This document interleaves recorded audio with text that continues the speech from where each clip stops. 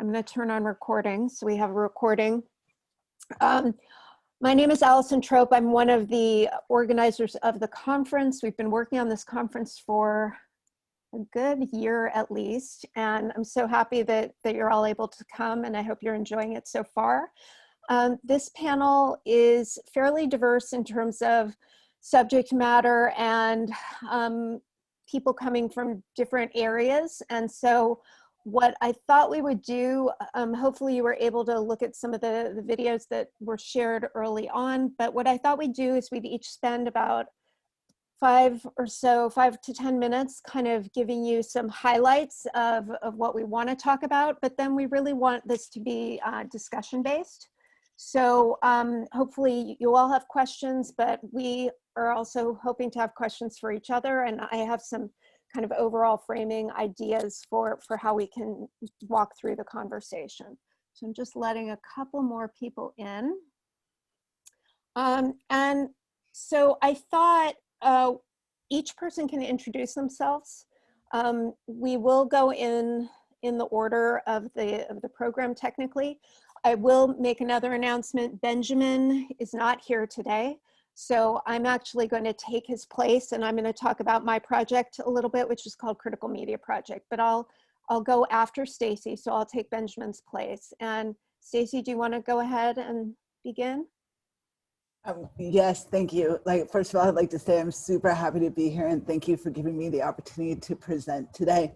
My name is Stacey Cler. I teach at Monte Vista High School in Cupertino, California.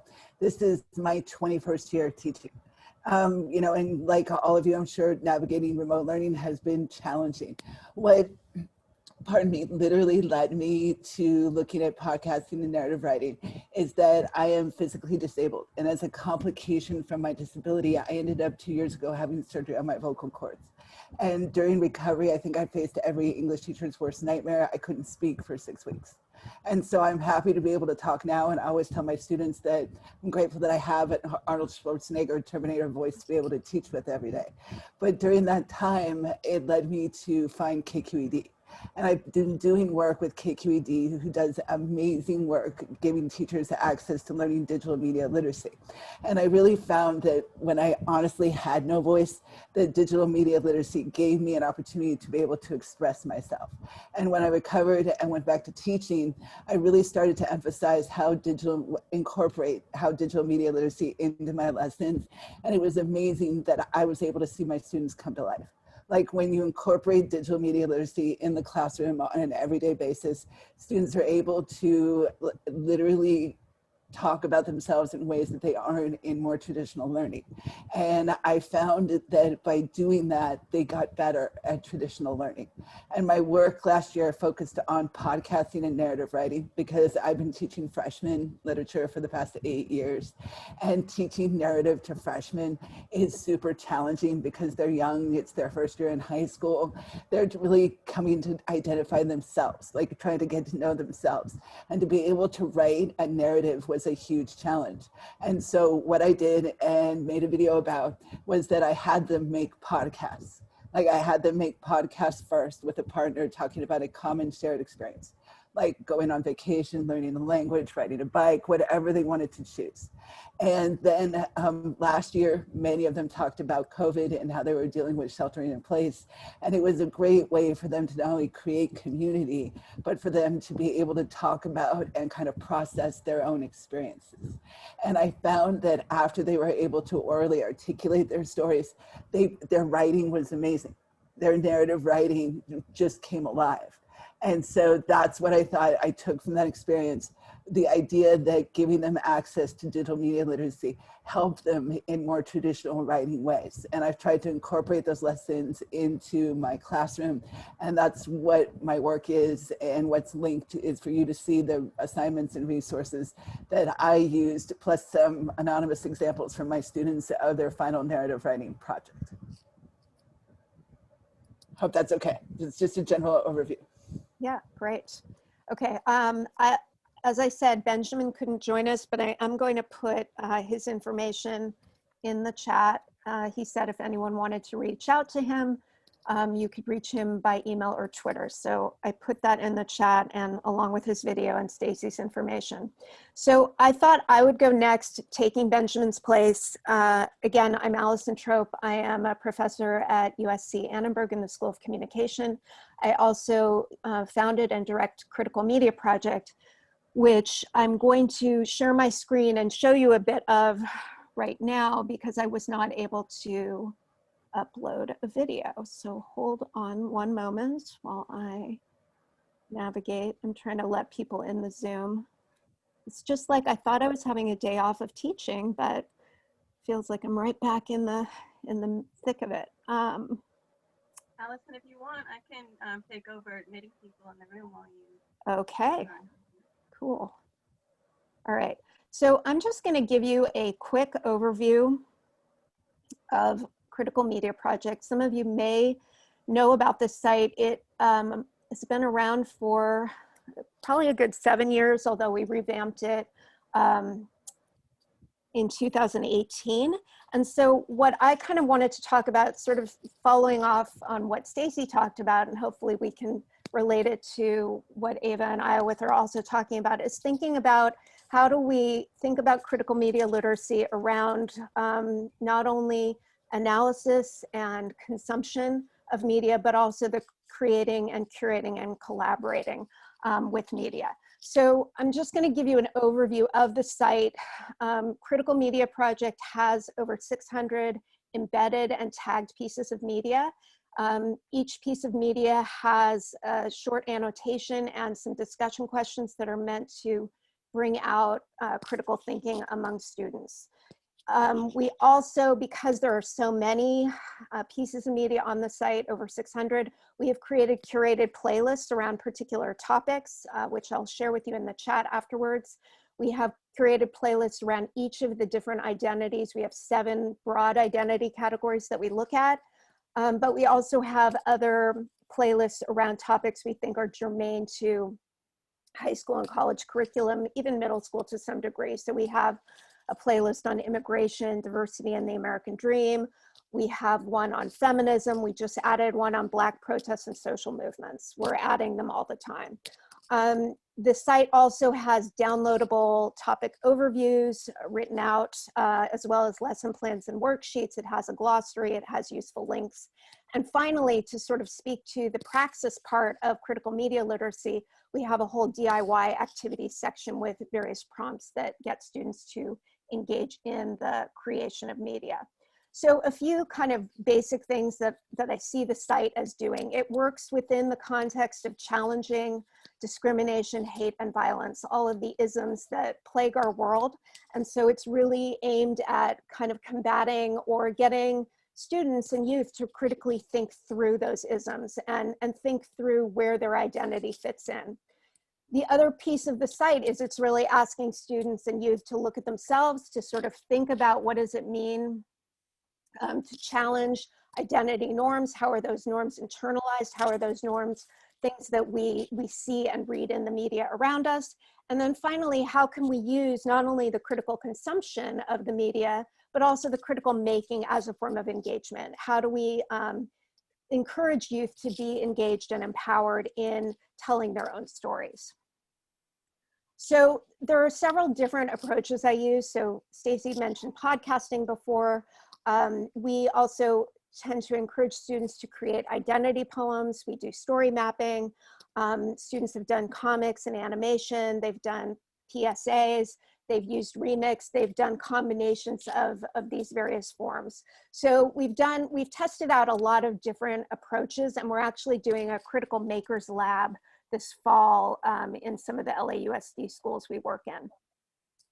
So again, one of the key points of focus is thinking about identity and voice and critical making. These are some of the playlists. The site is really structured in many ways around what I think critical media literacy is about, not only identity, but this idea of learning and doing. So you're not just analyzing, but you're learning how to create. We have a sample curriculum. We're expanding this right now to 10 units, but this is a curriculum we've used in various LAUSD schools. And what you can see is it leads from a basic focus on identity all the way into the lesson 6 and 7, where we're thinking about storytelling for awareness and change, representing oneself, etc. So some of what we use, and I'm not going to show this now, we use this BuzzFeed series, I Am, But I'm Not, as a kind of frame. They have these tied to various races. They have them tied to sexual identity. And so we get them to think about this as almost a rhetorical structure and make their own videos. I am this, I'm not this, I will be this in the future. So we've tried to kind of get them to think through all of these kinds of frames. I don't know if I have time. Maybe if we have time at the end, I'll show you one of the pieces. I'll show you a tiny bit of this one piece a student made, actually. I'm going to skip over the intro.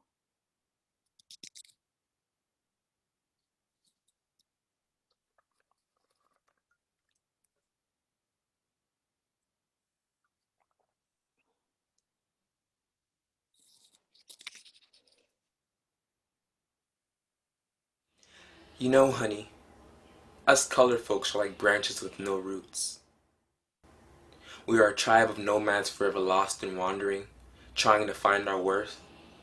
Our women have been defiled and then punished as if it were their own fault, forced to drown out their sorrows in liquor, searching for true freedom at the bottom of an empty bottle, always searching for God. And him, the weight of the world is truly on his shoulders, for he is Atlas and his responsibilities are the sky. But he takes up his load, he never bats an eye.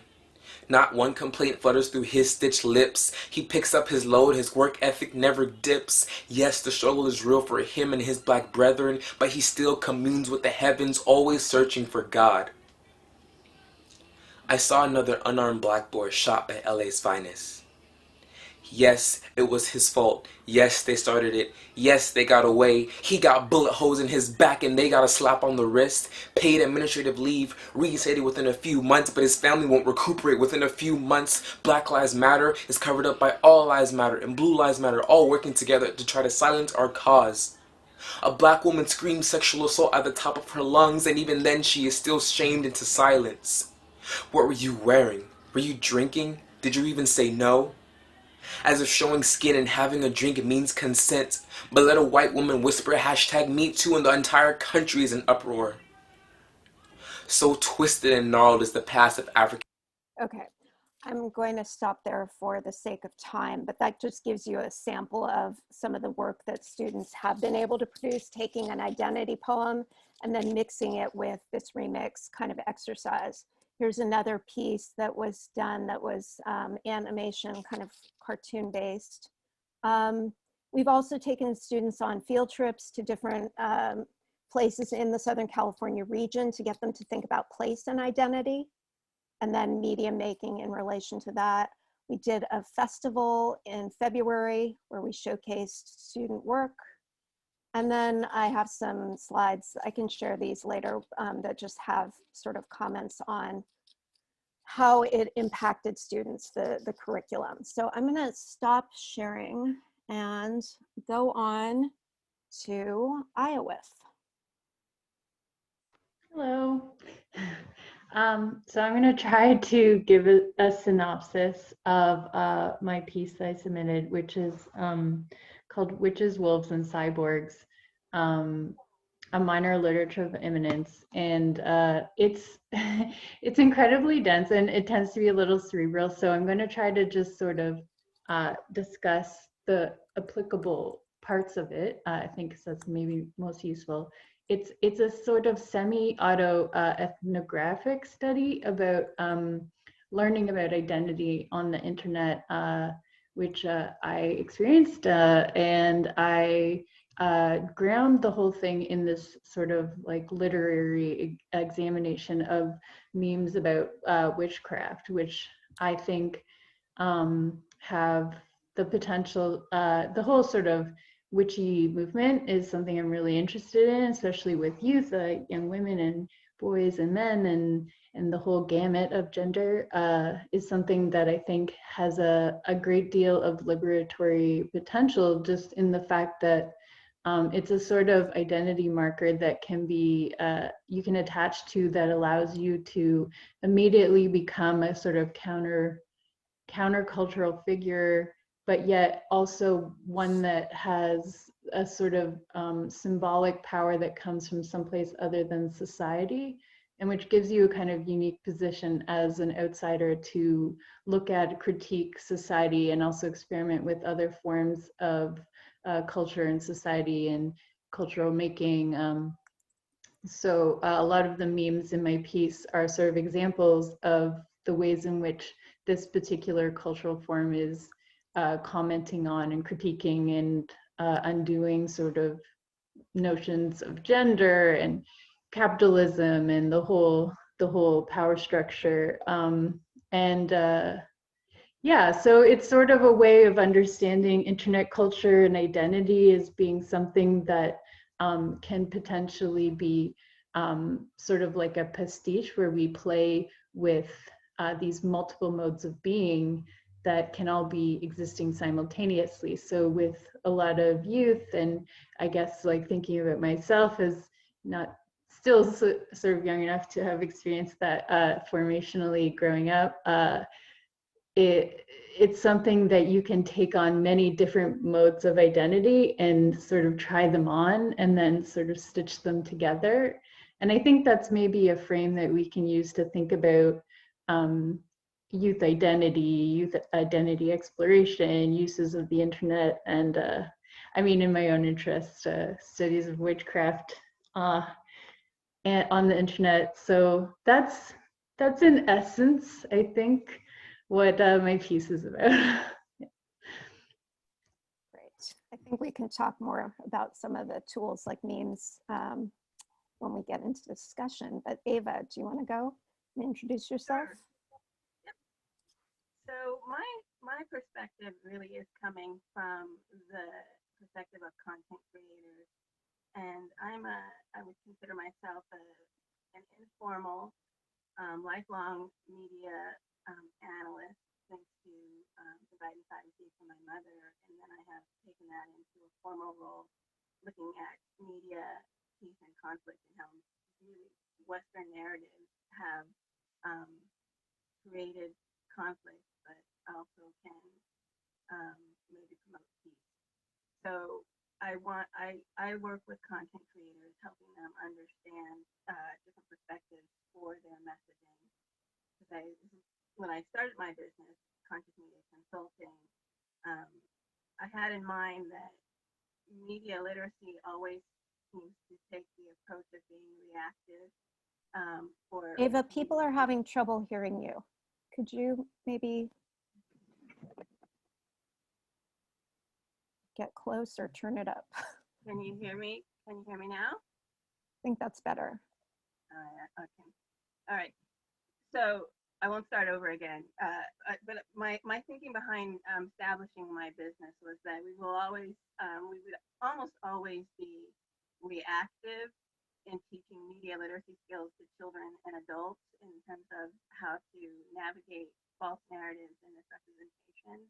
And so we really need to look at the root cause, which is the content creators, and help them be proactive in creating better, more accurate narratives and representations. And so that's why I come from the perspective of a content creator, because they really can be the superheroes and make media literacy easier for everyone if they provided better content. And the other part of that is really wanting to explore this question: is everybody racist that creates problematic content? And really hoping that they aren't.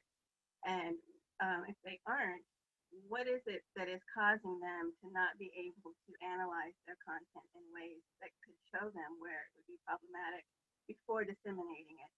And so I did a lot of work and research around what I think are some of the reasons why people are unable to analyze their content in conscious ways. And one of that is the conditioning, which is what my presentation is on. It's this 400 plus years of conditioning that we've all had.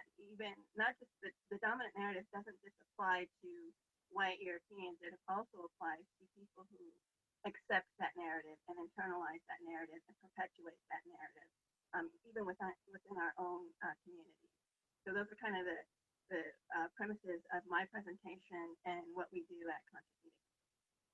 And I'd also like to say thank you very much for having me here. It's been a real pleasure. I feel like I should get some credit towards my PhD after listening to some of these sessions. They've just been so insightful and brilliant, and so I'm really honored to be in this great company. Great, thank you. So we can open it up to questions in the chat, but I also thought, you know, there are some through lines that we can call out.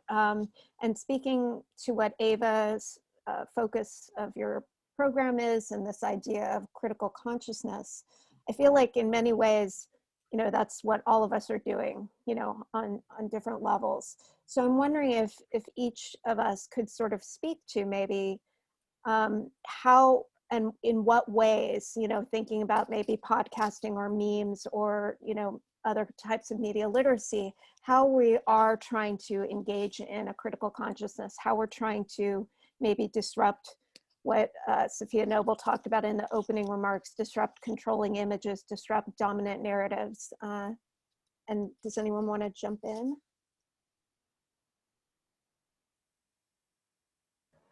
Well, I can go ahead if that's okay. Like, I think it's super important. I will admit that I am fairly new into studying digital media literacy, but what I really try to emphasize with my students through the projects that we've been doing is this idea that they have to have independent voice. I agree that we are bombarded today in media with many different versions of stories. Like whether it be fake news, whether it be looking at our own cultural consciousness and how we're raised, you know, whether it just be this idea of questioning who we are and at what stage we are in our personal development. We get information from so many different areas. It's really hard to maintain that independent sense of voice when you're being bombarded by social media, by news, by, you know, by your friends, your family, like by information from everybody. And so I think it's super important. What I tell my students is that it's super important to hear and listen to the information that you see, but it's also important to understand that you need to double check. Like that the internet is a wonderful place, that we all love the internet. Google is the one place I go to every time I have a question. But when I look for an answer, I'm going to look for an answer in 3 different places before I understand that that could be the real answer to what's going on. I think what I've been hearing when I've been listening to the panelists today too, which have been amazing, is this idea of critical consciousness, is this idea that you need to be open to hearing information from different sources, but you also need to be open to checking that information and then ultimately checking it with your own self to see if that is, it goes along with your own personal truth. Yeah. Iowyth, did you want to? Yeah, that's amazing, and I think so important. And adding on to that, in my own work, that, you know, as an arts educator and someone who works a lot in sort of democratic participation, I get a lot into the ways in which emotional intelligence can feed into our awareness of media. And I think that's especially coming up a lot in my research, where I do a lot of work on conspiracy theory culture and the ways in which people get sort of seduced into these false narratives through really emotional channels, like channels of fear and insecurity. And, you know, I think things that we can all relate to in terms of the world just feels like my friends and I are always joking. We're like, well, the world's on fire. Like, what are you gonna do? You know, it's a crazy time and it can be so scary. And I really just sympathize so much with people who buy into these easy answers that seem to explain everything and give this direction to all that emotion. Whereas otherwise it's like, where do you put it? You know, and it's so easy for that to be manipulated by outside sources that are directed towards tapping into that emotion for their own aims, that I feel like empowering people and youth to understand their own emotional landscape, like this is fear, this is insecurity, this is what I'm feeling, and understanding when that gets triggered by a media story or an image or a video, that whole emotional journey that you're going through is part of that media narrative, that you as the receiver of the story and your feelings are perhaps part of how that story has been constructed to speak to those feelings or manipulate those feelings. So that's an angle that I really feel drawn to talk about. Ava, you want to add anything? Yeah, so when I think about critical consciousness, and in particular from my perspective, I have this term that I call conscious concern, and it's one of four areas of awareness that I've identified and as to why people create great content or potentially can create problematic content. It's just this idea of being aware of how other people perceive your message. And so being able to step outside of your own lens to look at it from different perspectives. And if you can't do that, then speaking somebody else who can. And I think that's really critical in terms of how we create content. Just to as a safeguard, say, hey, am I reading this right? Or how would somebody else perceive this? Could this be problematic? Is this perpetuating these long-held false ideologies and beliefs? And is it perpetuating these misrepresentations? And so being conscious of that, I think, is really important in the content creation stage. And when I think of consciousness, also, one example I like to give is that we hear a lot of people now say, now more than ever, we need to have media literacy skills. But I think if you're coming from a perspective of somebody of color, and perhaps a woman, there's always been fake news. There's always been misrepresentations and false narratives for the last 400 years that we've had to contend with. So it's not now more than ever for us. It's like as ever. So really being conscious that the message that you're giving can have a lot of different perspectives and be applicable or not applicable to a large percentage of the population or demographic of the population. So I think just to add on, I love the idea of what Iowyth was saying, sort of bringing social emotional learning into critical media literacy, because I do think so much of it, if we are having folks, youth, look at themselves and look at the media around them, they do have to have this kind of perspective taking that Ava was talking about, but they also have to be grounded in social emotional learning, which is not typically, again, like media literacy, maybe not something that we have grounded our educational experience in. And I think for those of us who teach, we know that mental health issues are on the rise, every year, every day. I feel like, especially right now. And so I think bringing those together, and this is something I've talked to another professor at Harvard who has a program called the Identity Project. It's not media driven, but it is curricular. And she told me that she makes any teacher that wants to use the curriculum go through 32 hours of training prior to releasing the curriculum. And the logic being that she kind of doesn't trust that people won't do harm to their students by, just giving them a curriculum that they enact. And maybe they are particularly sensitive to racial identity, but not to gender identity. And they don't really have a sense of that kind of intersectional perspective. So I think that's made me sort of pause a little bit in thinking about how can we bring critical media literacy and this kind of critical consciousness into education? How do we train teachers? How do we train them both in the curricular piece, but also in the pedagogical piece, right? How do you convey this information in such a way that you're not actually alienating some of your students? And how do you encourage them to be empowered and speak back? And can I just add on to that? Because in my video, I show some examples of teachers who use slave narratives for an educational purpose, which really shows that there's this idea that Black people or African people, and then later their descendants from wherever part of the world they were only born as slaves. They didn't have lives, rich cultural histories. They weren't medicine people. They weren't scientists and engineers prior to being captured and held in bondage and being enslaved. And so when teachers want to talk about Black history or even bring in, a perspective of color, they need to realize that people were enslaved. It's something that happened to them. They were not born that way. And they have history prior to coming here. Because it also, by not acknowledging that, it takes away the ownership of how people came to be in certain places in the world. Yeah, yeah. Since you brought that in education, I just thought I'd throw that in because that's Yeah. important. No, I think that's really important, because it's not only about history, but about cultural specificity and how you have knowledge of that cultural specificity and bring that knowledge to the fore.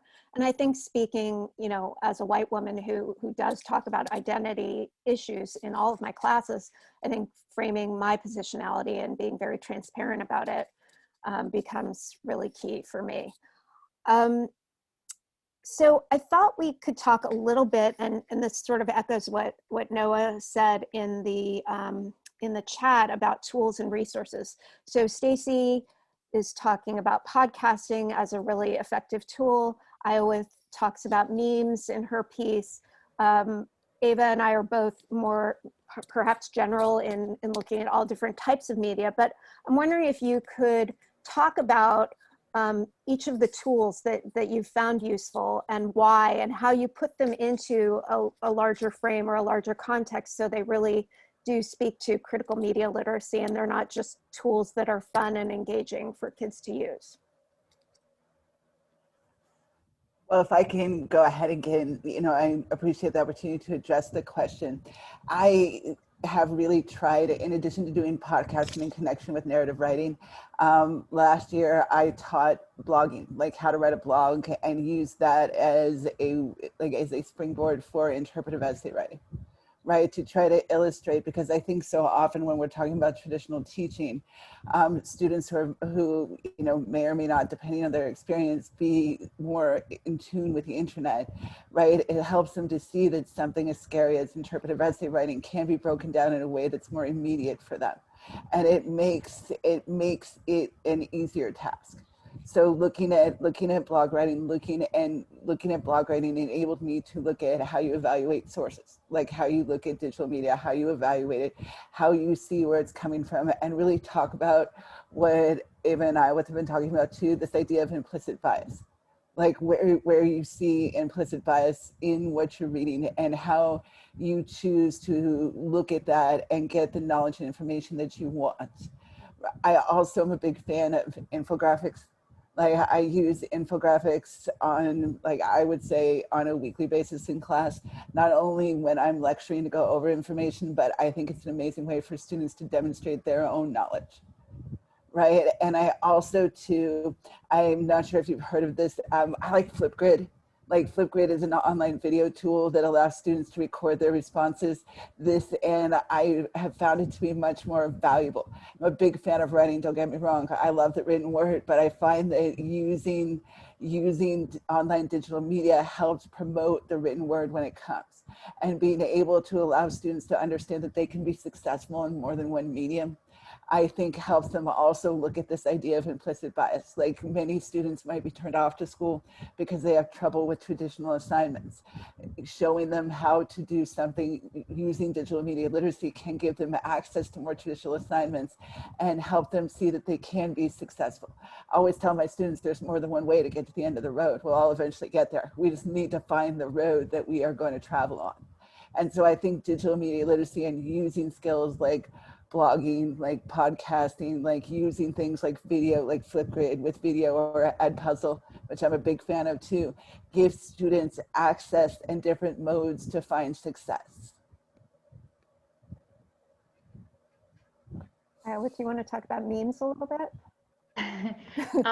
It's interesting because let's say like digital media is kind of really an extension for me in my practice always of more embodied practices, sort of like my background's in theater and pagan pedagogies, so a lot of dancing, singing, self-exploration, one particular form that I find really useful is called circling, in terms of just getting in touch with communication on this very basic level and self-awareness, and then always drawing on that in this sort of like punk aesthetic practice of like zine making and memes and all of that as a way of capturing the lived experience. So having the lived experience, then funneling that into sort of creating the experience collectively together as a sort of powerful means of creating a group cohesion, group safety, group communication, and then funneling that collective experience into a process of creation that then can be, you know, when you're sharing what you've created, then everyone really understands where it's coming from because they all had that same experience. So I find that it just in creating sort of group creative processes is for me, and just with my background, very helpful.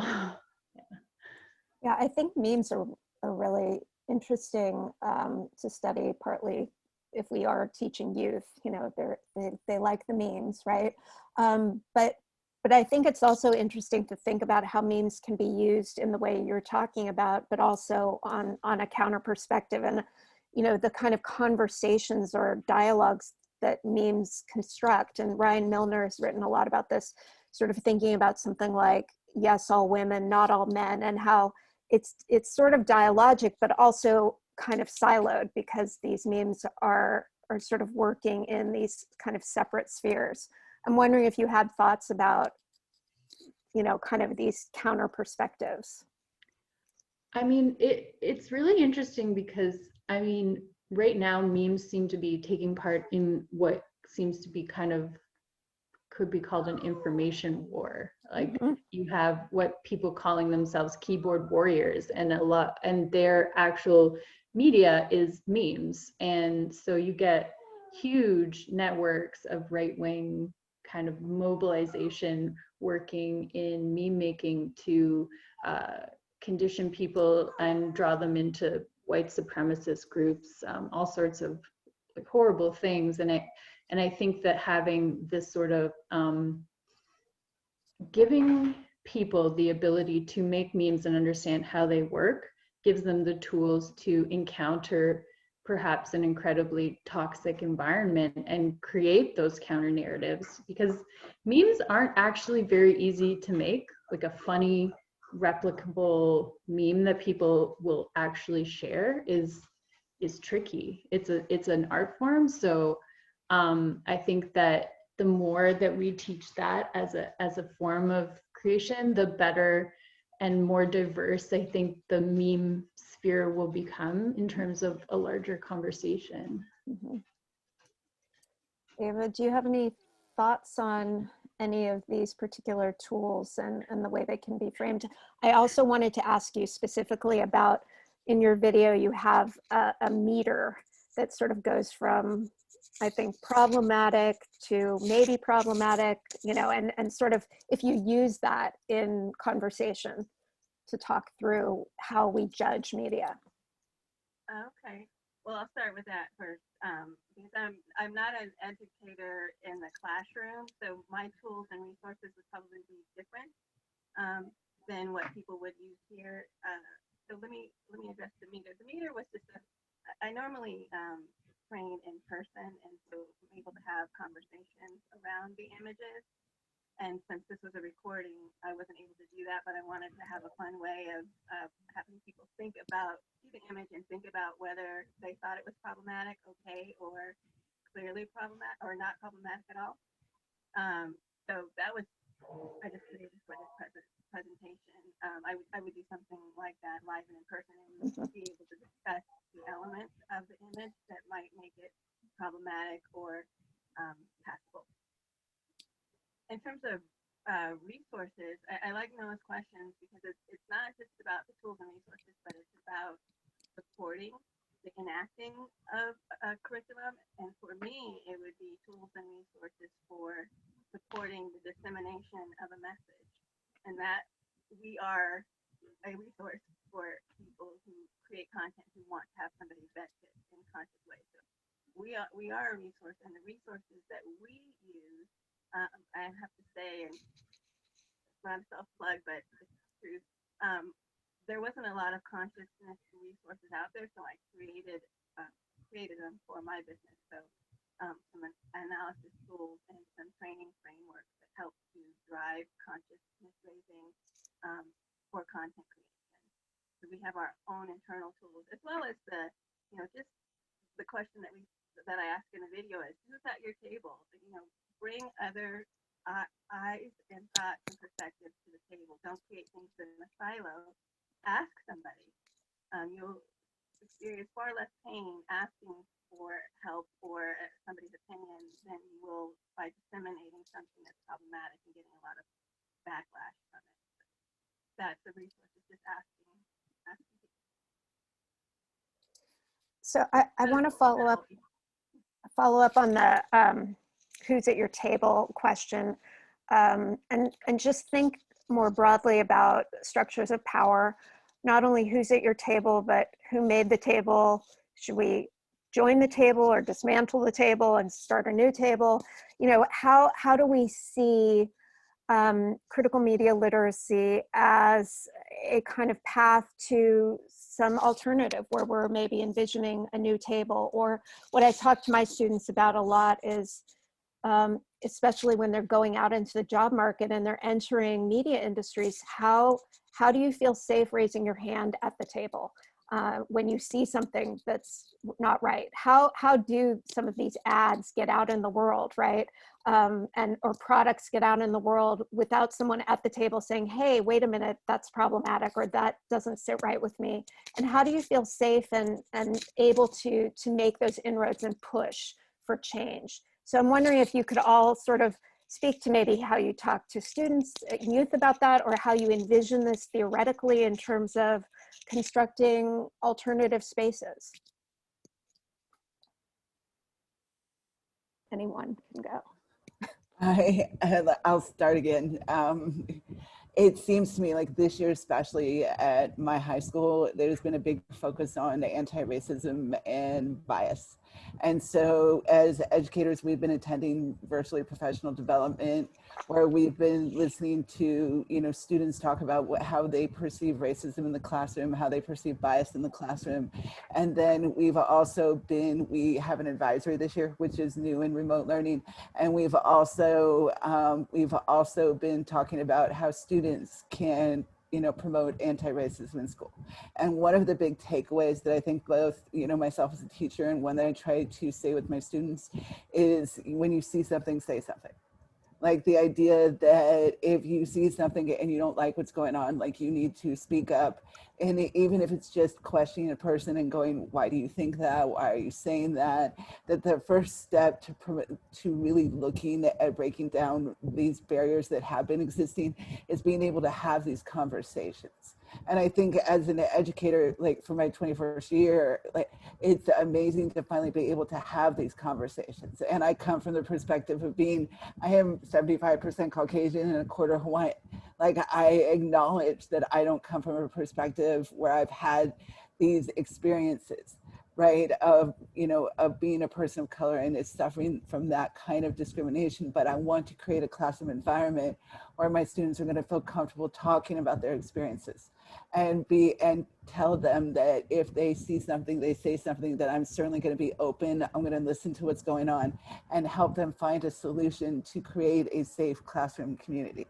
And I would like to think, and you guys will tell me better, I would like to think that would apply in the real world as well.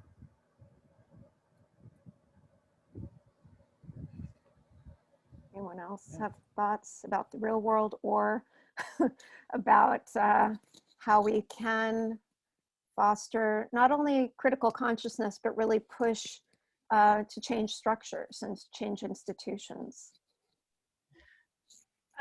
Did you want to go, Iowyth? I have a thought on that. Can you hear me better? I plugged in my microphone. Can you hear me? Yeah, a little bit. It's still a little soft, but. All right, okay. So when I think about applying media literacy in the real world, one of the things that I feel is problematic about media literacy education is that oftentimes people speak as if they're in the halls of academia, and the real world isn't in those halls of academia. So they're not understanding what media literacy is, which is, it can be very simple. You analyze and evaluate media. And if we don't use words that are like, if we use lay terms rather than hegemony and hegemonic and empirical and, you know, those kinds of words that we may all understand, having undertaken some scholarship around it, but the average person probably would not. We can take without having to lessen the intelligence behind our thoughts, we can create a more common language that's easier to understand and easier to convey our ideas about what media literacy is. And so I think that's one of the solutions that I hope that we can bring, and I try to bring to media literacy, is making it so it's not so complicated. And then that gives people, going back to tools, that gives people the ability to be able to express when something is great or when something is problematic without having to use these really large, often cumbersome terms. And I think that's critical. And if we want to make media literacy one of those things that everybody has, and it's not a function of the privilege or the elite. I think that's so spot on. I mean, I would like to throw that out for academia writ large, outside of even media literacy. Can we speak in regular language and not use a lot of jargon? But you know, I think that's going to be a hard task. But I think in media literacy education, it's even more critical, I think, given that we're using media, I feel like, at least from my perspective, as a tool that's really engaging. Youth are looking at media all the time. People are looking at media all the time. So we already have a hook. So how then do we use the curriculum in such a way that it's not daunting and overwhelming? And this is my biggest challenge right now, is as I'm trying to build a curriculum mainly for high schoolers, but I would love to build a curriculum for elementary and middle school as well. And I think, you know, going back to what was said at the opening keynote, thinking about how common sense media really has this kind of hold on the entire country's education system, but really frames media literacy in a very narrow frame that is more protectionist, that is more about tools, and really doesn't touch on some of these key issues focused on social identity that I think are really more important than some of the other kind of frames on media literacy. Iowyth, you want to weigh in on alternatives? Yeah, I mean, I think in a way I'm lucky because I'm not a traditional teacher. I kind of teach in these very non-traditional countercultural spaces. And so, I mean, the very nature of that kind of classroom is doing these sort of questioning, creating this space for alternative identities, teaching people how to stand strong in that, how to speak up, how to be authentic in that identity. It kind of just goes with the territory. But I think like something that I focus on a lot is, I mean, finding your authentic voice, and sort of confronting the discomfort of what it means to speak up, and confronting like all of the what ifs, like what if I say something and at my job and I get fired? What if I say something in public and then everyone decides that they hate me? You know, like let's deal with all of those sort of unimaginable fears that then stop us from saying what we feel we need to say, and confront them and say, you know what, if that happens, I will deal with it, you know, and the importance of staying strong in yourself despite the threats, you know, that you may perceive to speaking your truth, but then also learning this sort of nuance to speak truth in a way that is gentle and kind and considerate of the other, you know, that like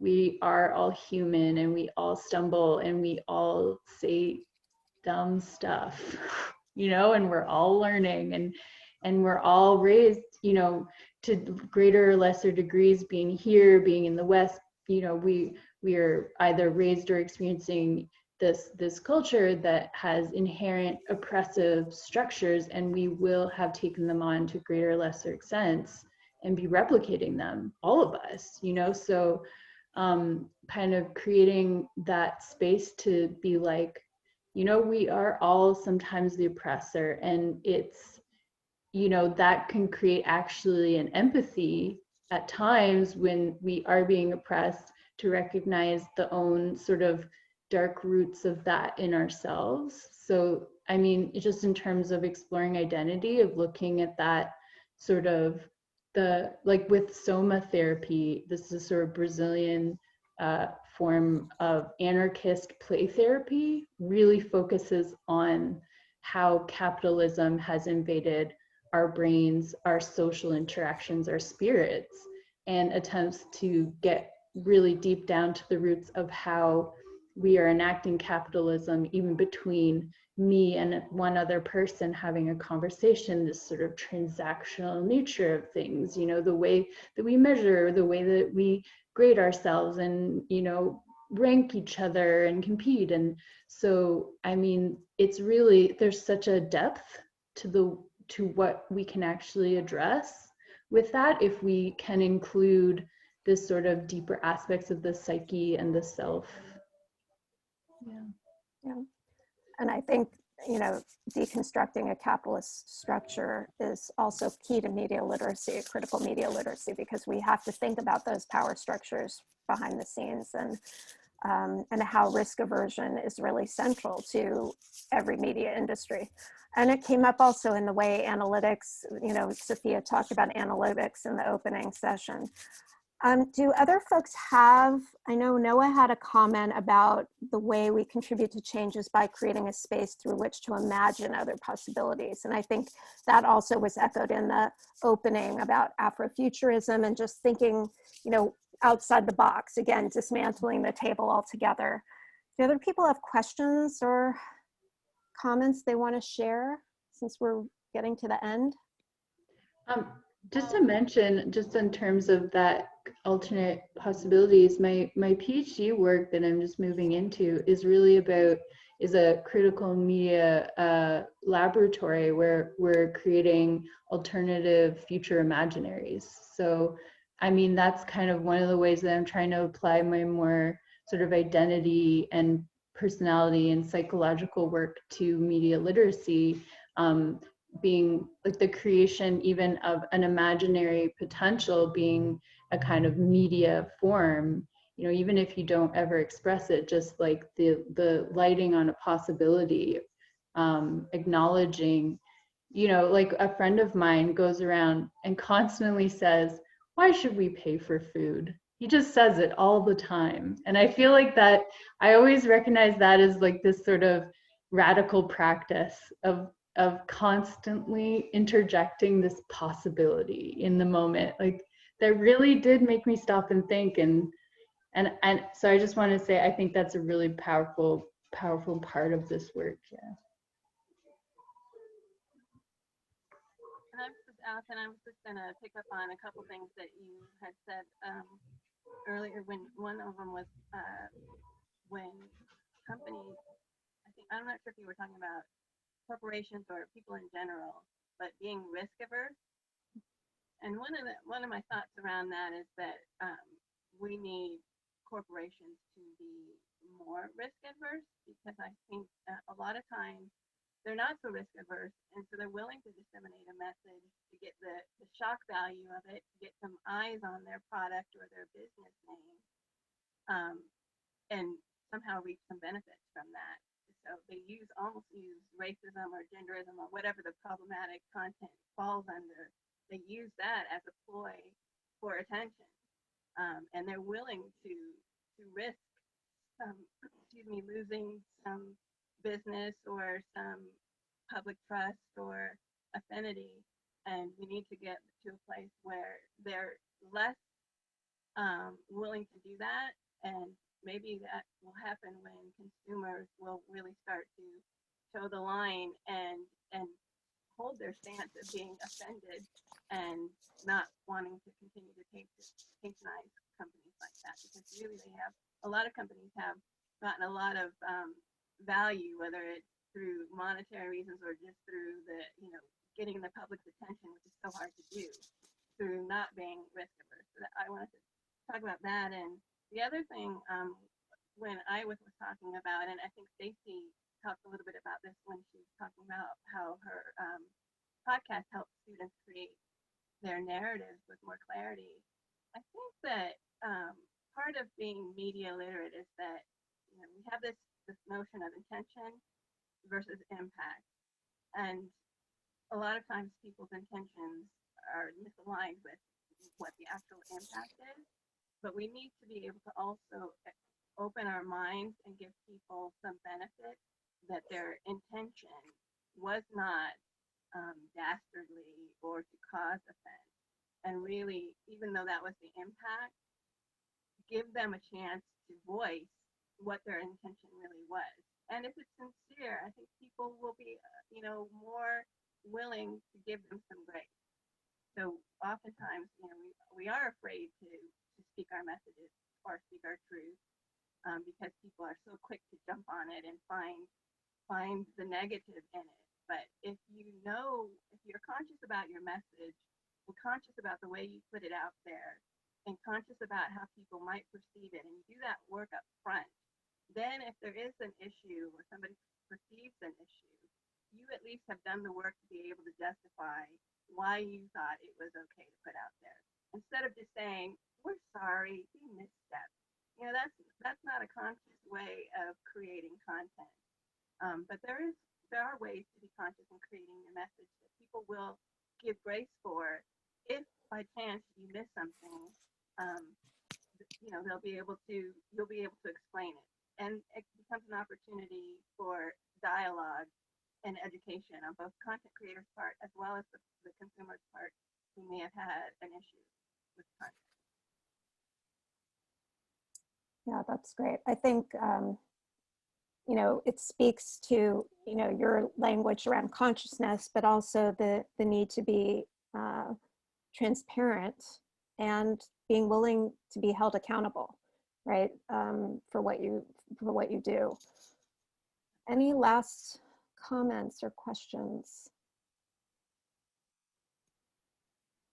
We have a couple minutes. Noah has a good one. Noah has one? Yeah. Noah, what is yours? Because I can't scroll back. He's making a comment that says, to me, the way we contribute to change is by creating a space through which to imagine other possibilities. And the work on identity that Alison shared, I am this, not that, explored through media text, can get at the ways these dominant stories impact us, live in us.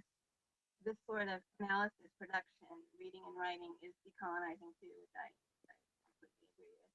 I am this, not that really helps to hone in on the idea that we're not a monolith, whether it's through all women are the same or all race or ethnicities are the same or all humans are the same. Speaking to I am this and not that is really helpful. Yeah, it's been an interesting prompt that we've used. And one critique that we've had is by saying, I am not, and then listing essentially stereotypes, you're potentially perpetuating those stereotypes, even though you're saying you're not that, which is a kind of spin that I think it's worth talking about again, and just your intention, talking about how you're using this.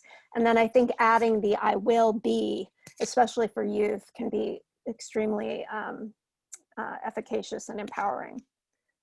All right, we are out of time. Can we unmute? And we're doing this, I think, at all the different panels. Unmute and give everyone a round of applause, of an actual one. So thank you so much. And this is the end of our first day.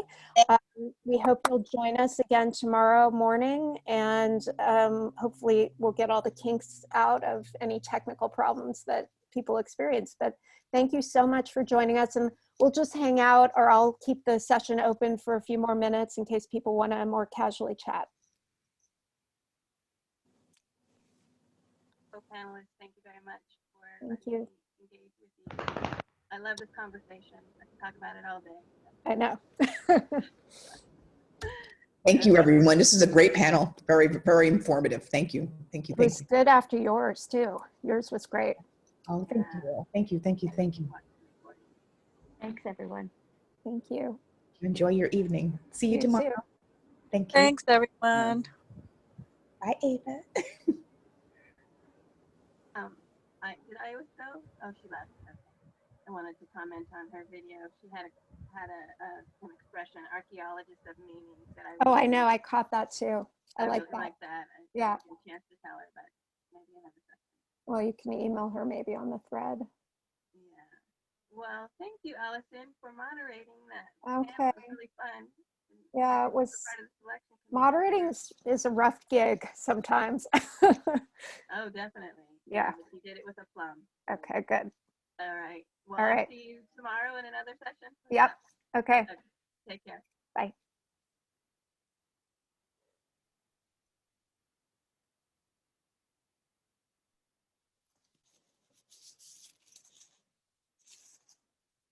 Christine and Pamela, are you folks there?